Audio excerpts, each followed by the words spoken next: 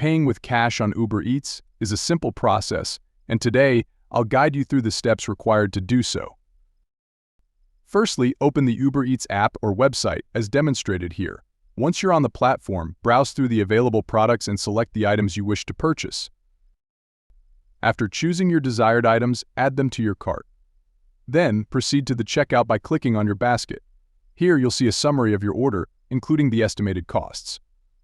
To change your payment method to cash, navigate to the Payment section and select Edit Payment Method. While Uber Eats offers various payment options like credit debit cards, PayPal, and gift cards, cash payment might not be available in all regions.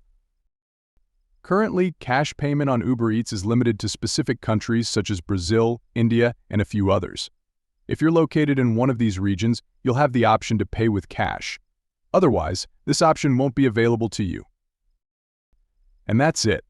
You now know how to pay with cash on Uber Eats in the UK.